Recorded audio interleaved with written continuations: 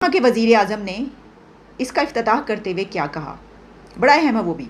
उन्होंने कहा कि जब हिंदुस्तान आगे बढ़ता है तो दुनिया आगे बढ़ती है। बेसिकली जो कश्मीरी लोग हैं वो क्या चाहते हैं, पाकिस्तान चाहते हैं या फिर इंडिया के साथ रहना चाहते हैं? वो तो पाकिस्तान चाहते हैं रोज़ी अज़ल से, अमेरिका हल नहीं होने देता। कि मेरी पॉलिटिशियन जो है वो धड़ाधड़ पॉलिटिक्स छोड़ छोड़ के जा रहे हैं। आप पता नहीं क्या काम करेंगे ये लोग, मुझे तो समझ नहीं आ रही है। इनको तो एक ही काम आता था, जूते पॉलिश करने का। अब वो उस काम से भी गए ये लोग। अब अगर ये तो ये फोरम बड़ा खास है, उसको मोदी जी के इलेक्शन से जोड़ना, मुझे लगता है उसको फोरम को छोटा कर देना होगा। ठीक है, इस वक्त इंडिया एक ऐसी जगह पर है जहाँ पर वो ये बात कह सकते हैं। कहा कि मुल्क की तरक्की के सफ़र में कुछ लम्हात अमर हो जाते हैं और ना मिटने वाले दस्तखत हो जाते हैं। नमस्कार दोस्तों, जय हिंद। दोस्तों, भारत के प्रधानमंत्री श्री नरेंद्र मोदी जी ने कल भारत के नए संसद का उद्घाटन किया, जिसकी धूम इस वक्त पूरी दुनिया में सुनाई देती है।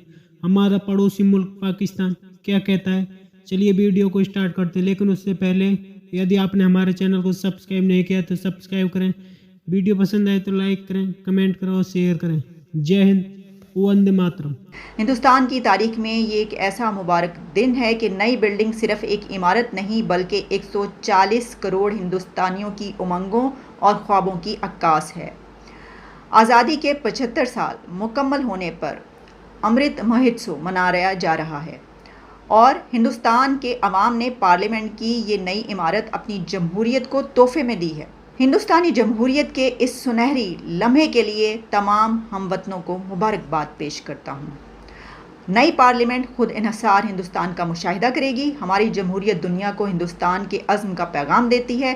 पार्लियामेंट हमारी जमहूरियत का मंदिर है। पार्लियामेंट डेमोक्रेसी का टेम्पल है। नई इमारत खुद इन्हसार हिंदुस्तान के तुलुए आफ्ताब का मुशाहिदा करेगी। ऐसी बहुत सी बातें उन्होंने की, इसमें जमहूरियत का बहुत ज़िक्र है और वो पार्लियामेंट की बिल्डिंग को जमहूरियत से जोड़ें। इसलिए मैंने आपको ये बताया कि पार्लियामेंट है तो जमहूरियत को उससे जोड़ा जाएगा। तो उन्होंने इसका एक इस्तारा बनाया है, एक सिंबल है ये। उन्होंने कहा कि हमारी इससे पता चलता है कि हमारी जमहूरियत इस वक्त कहाँ पर है। और ये बात मैंने आपको इसलिए बताई कि हमारे मुल्क में इस वक्त पार्लियामेंट और जमहूरियत का जो हाल है वो आपके सामने हो। हालों बेहाल बैठे हैं हम और यहाँ पर वज़राए आज़मों के साथ जो होता रहा है और अभी भी जिस तरफ हम गामज़न हैं वो भी आप देख रहे हैं। और जहाँ तक बात है उनकी तरक्की की, उन्होंने ये जो बात की कि जब हिंदुस्तान आगे बढ़ता है तो दुनिया आगे बढ़ती है, तो इससे तो कोई इनकार नहीं कर रहा है। इस वक्त वो जहाँ पर जा रहे हैं उनको कहा जा रहा है you are the boss. Super powers, बड़े तरक्की याफ्ता मुल्क उनको कह रहे हैं यू आर दी बॉस और वेलकम कर रहे हैं। ऑटोग्राफ चाहिए, ऑटोग्राफ मांग रहे हैं उनके वज़ीर आज़म मोदी से। ये सिचुएशन चल रही है और तरक्की में हमारे हमसाया कंट्रीज़ कहाँ पर जा रहे हैं वो भी आपको पता है। हम अक्सर बेशतर उसकी बातें करते रहते हैं और हम इस वक्त कहाँ पर हैं वो तो हमसे ज़्यादा बेहतर तरीके से और कौन जानता होगा, बल्कि सभी जानते हैं, पूरी दुनिया ही जानती है। तो इसकी कुछ और जो अहम पॉइंट्स हैं वो ये हैं कि ये एक कॉन्फ्लिक्ट भी बना, यानी एक इसको बॉयकॉट किया गया इस सेरेमनी को। और उसकी वजह ये थी कि जो अपोजिशन है, अपोजिशन की पार्टियों ने, कोई 20 पार्टियों ने कहा जा रहा है कि इसका बॉयकॉट किया और इसको काफ़ी सख्त हिफाजती इंतज़ाम में इसको किया गया, इफ्तिताह किया गया। लेकिन ये भी बात है इसके अंदर कि कोई 4-5 दूसरी पॉलिटिकल पार्टीज़ जो हैं वो इसमें शामिल भी हुई। अच्छा, ये बॉयकॉट करने की या जो कॉन्फ्लिक्ट क्रिएट हुआ इसकी क्या वजह थी, तो इसमें ये बात सामने आ रही है कि एक तो ये कि ऑपोजिशन बॉयकॉट कर सकती है, अगर हालात ऐसे हैं गवर्नमेंट हो तो वो कह सकती है नहीं हम तो नहीं आएंगे। लेकिन एक और वजह यह है कि अपोजिशन की तरफ से कहा गया कि ये जो हक़ है यानी इफ्तिताह करने का पार्लियामेंट की बिल्डिंग को, ये सदर को हासिल है, ये प्रेसिडेंट कर सकता है, क्योंकि प्रेसिडेंट जो है वो सारे उसके काम धाम सब कुछ यानी कि ऑर्डर्स, फाइलों पर सिग्नेचर्स, ये सब कुछ जो उसकी तरफ से जारी होता है, तो इसलिए ये प्रेसिडेंट को ही करना चाहिए। उनकी प्रेसिडेंट द्रौपदी मुर्मू एक ख़ातून हैं, तो उनको ये हक़ हासिल था जो उन्होंने नहीं किया और वहाँ के वज़ीर आज़म मोदी ने ये इफ्तिताह खुद कर दिया। अच्छा, अब इसमें ये भी बातें की जा रही हैं कि जो जमहूरियत है उसमें जो पार्लियामेंट है वो तो वज़ीर आज़म के साथ चलती है। यानी अगर हमारे मुल्क में भी देख लें तो सदर का तो समटाइम्स नाम ही नहीं पता होता। ऐसे ही सदूर भी हमारे गुजरे हैं कि उनका पता ही नहीं होता कि वो थे कौन और आए कहाँ से और चले कहाँ गए, और फिर चुपचाप बैठे रहते हैं। हाँ, अगर प्रेसिडेंट अलवी जैसा कोई सदर होगा तो फिर वो तो सही अपने जो है वो आप देख ही रहे हैं क्या हो रहा है इस वक्त। यानी कोई ऐसी सिचुएशन होगी जो इस वक्त हमारे क्राइसिस है, तो इस क्राइसिस में सदर क्या क्या काम अहम अंजाम दे सकता है अपनी पार्टी के लिए, उसको आप देख रहे हैं। लेकिन उसको वैसे अगर देखा जाए कि अगर पार्लियामेंट को आप डेमोक्रेसी से जोड़ते हैं हैं तो फिर तो प्राइम मिनिस्टर का नाम ही सामने आता है। लेकिन इसका एक और एंगल भी है, और वो ये है कि नए पार्लियामेंट की बिल्डिंग के अंदर एक म्यूरल बनाया गया है, और वो है अखंड भारत का म्यूरल। और उसमें सिर्फ पाकिस्तान नहीं बल्कि कई एक ऐसे कंट्रीज़ इस रीजन के और दूर दूर तक के जो पहले यहाँ का हिस्सा हुआ करते थे, यानी जो इंडियन सिविलाइजेशन है, काफ़ी एशियंट सिविलाइजेशन है, ये एक पुरानी तहज़ीब है। और पहले अगर आप तारीख़ में जाएं सदियां पहले, तो यहाँ पर कौन कौन सा इलाका यहाँ का इलाका कहलाता था। पाकिस्तान के पार्लियामेंट की नई बिल्डिंग का इफ्तिताह हुआ है और ये ख़बर इस वक्त पूरी दुनिया में डिस्कस की जा रही है। इसके डिस्कस करने की कई एक रीज़न्स हैं।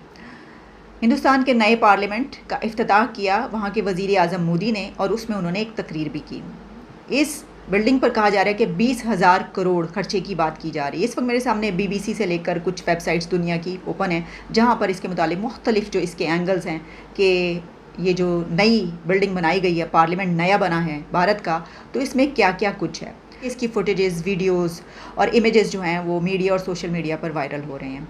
और इसको बनाने की सबसे बड़ी वजह क्या है, वो ये है कि इंडिया के पार्लियामेंट की बिल्डिंग 100 साल पुरानी थी और 100 साल पहले बनी थी। और जब वो बनी थी तो उस वक्त उसकी जो कंडीशनिंग, एयर कंडीशनिंग और इसके अलावा सीवरेज और इस तरह का सिस्टम अब तक नाकारा हो चुका था, और उसको ठीक करने की कोशिश भी की गई थी। तो एक बड़ी वजह ये भी थी कि उसको जदीद तकाज़ों के मुताबिक जो आजकल जिस तरीके से सिस्टम चलता है उस तरह उसको बनाया जा सके, तो इसलिए नई इमारत की ज़रूरत थी। दूसरी वजह एक और बड़ी अहम है, जो वो ये थी कि वहाँ पर जगह कम थी पार्लियामेंटेरियंस के बैठने की। पार्लियामेंटेरियंस की तादाद ज़्यादा थी तो उसके लिए ज़्यादा जगह चाहिए थी। तो अब राज्यसभा, लोकसभा, उसके लिए जो हिस्से बनाए गए हैं उसमें इस तरीके से इसको बनाया गया है कि उसमें अब कोई मसला नहीं है बैठने में। तीसरी एक और चीज़ हमें जो नज़र आ रही है इस बिल्डिंग में, वो ये है कि इसमें थीम्स भी हैं, जैसे कि एक वहाँ का कौमी परिंदा मोर है, तो लोकसभा को मोर के थीम पर बनाया गया, और इसी तरीके से उनका कौमी फूल कमल है, तो राज्यसभा को कमल के थीम पर जो है वो हमें नज़र आता है वहाँ पर। वहाँ के भारत के लिए ये G20 की जो प्रेसिडेंसी है, जो रोटेशन से हर साल नए देश को मिलती है, नए सदस्य देश को मिलती है, वो भारत के लिए फोरम तो खास है, पर भारत की अध्यक्षता क्यों खास है। भारत आज चाहे WHO की आज चाहे वर्ल्ड बैंक की रिपोर्ट देखें या IMF की रिपोर्ट देखें, बार बार उन्होंने कहा कि आज बड़ी जो अर्थव्यवस्थाएं हैं, बड़ी जो इकोनॉमीज हैं, उनमें सबसे तेजी से बढ़ती हुई इकोनॉमी आज भारत है। पहले से ही वो दुनिया की 5वीं सबसे बड़ी इकोनॉमी है और जल्द ही वो 4थी सबसे बड़ी इकोनॉमी बनने वाली है। तो ये जो इंडिया का इकोनॉमिक राइज है, वो इस इकोनॉमिक फोरम, जो सबसे ताकतवर इकोनॉमिक फोरम है, उसकी प्रेसिडेंसी को फिर वो और भी खास बना देता है। और जाहिर है कि फिर जो एम्बिशन जो होंगी भारत की, वो शायद मोदी के अगले इलेक्शन तक सीमित नहीं होंगी। ये शायद एक हिस्टोरिक अपॉर्चुनिटी है भारत के लिए कि किस तरह से अपनी सोच जो है, अपना जो योगदान है, क्या कंट्रीब्यूशन कर सकता है अंतर्राष्ट्रीय स्तर पर, इंटरनेशनल लेवल पर। जो बड़ी बड़ी चैलेंजेस हैं, चुनौतियां हैं दुनिया भर में, उनको टैकल करने में, उनको सुलझाने में भारत किस तरह का योगदान कर सकता है, ये अपने आप में एक बड़ी अपॉर्चुनिटी है। तो मुझे लगता है कि भारत का पूरा ध्यान उस तरफ है। आपने देखा कि करीब ये समिट मीटिंग से पहले 200 से ज़्यादा मीटिंग इंडिया में ऑर्गेनाइज की गई हैं। हाल ही में एक मीटिंग कश्मीर में भी हुई, और ये 50 शहरों में, अलग अलग जगहों में मीटिंगें हो रही हैं, और उसमें 32 बड़े मुद्दे हैं जिन पर ये मीटिंग्स बिठाई गई हैं। तो बहुत बड़ा एक तरह से राष्ट्रीय उत्सव, नेशनल फेस्टिवल की तरह ये है, क्योंकि भारत इसको देखता है कि ये एक हिस्टोरिक अपॉर्चुनिटी है भारत को अपना दृष्टिकोण, अपनी सोच, अपना जो विचार है, उसको आगे बढ़ाकर दिखाकर किस तरह से वो दिशा निर्देश, डायरेक्शन क्या डायरेक्शन देना चाहता है अंतर्राष्ट्रीय इस बड़े फोरम को, ताकि बड़ी बड़ी चुनौतियों से कुछ हद तक सुलझाया जा सके उनको। तो ये बड़ी चुनौती है, बड़ा अवसर है, मौका है भारत के लिए। तो मुझे लगता है कि जो भारत का ध्यान है वो बड़े मुद्दों को किस तरह से टैकल करना है, और भारत को किस तरह से ये एक मौका और अवसर मिला है अपना योगदान और अपना जो छवि है, अपना जो साख है, जो रुतबा है भारत का, उसको सामने लाकर खड़ा करना, वो मुझे लगता है ज़्यादा ध्यान है इस वक्त भारत की जो नेतृत्व है, जो लीडरशिप है भारत की, कि G20 की प्रेसिडेंसी को, अध्यक्षता के मौके को किस तरह से हम पूरी तरह से इस्तेमाल करें, उसमें अपना योगदान। तो दोस्तों, भारत इस वक्त तरक्की की नई बुलंदियों की तरफ जा रहा है, जिसे देख करके दुनिया भारत की तरफ आकर्षित है। यही बात भारत के प्रधानमंत्री श्री नरेंद्र मोदी जी ने 28 मई को नई संसद भवन के उद्घाटन पर यह बात कही कि जब हिंदुस्तान आगे बढ़ता है तो दुनिया आगे बढ़ती है, क्योंकि इस वक्त दुनिया के छोटे से लेकर छोटा और बड़े से लेकर बड़ा देश भारत की तरफ काफ़ी ज़्यादा प्रभावित है, और भारत छोटे से लेकर छोटे छोटे देशों की मदद भी कर रहा है। यही कारण है कि आज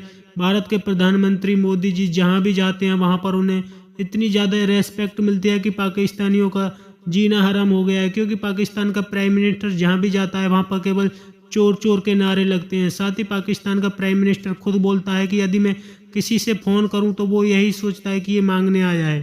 पाकिस्तान की ये हालत हो गई है, कोई भी पाकिस्तानियों का फ़ोन उठाने को तैयार नहीं है, जबकि भारत का तरफ दुनिया इस वक्त काफ़ी ज़्यादा आकर्षित है, और पाकिस्तानी खुद भी हैरान है कि भारत इतनी तेज़ी से तरक्की कर रहा है और पाकिस्तान रोज़ गहराइयों की तरफ चलता चला जा रहा है, क्योंकि पाकिस्तान ने हमेशा भारत की पीठ में छुरा घोंपा है। आपकी क्या राय है कमेंट में जरूर शेयर करें। यदि आप चैनल पर नए तो चैनल को सब्सक्राइब करें, वीडियो पसंद आए तो लाइक करें, कमेंट करें और शेयर करें। जय हिंद, वंदे मातरम।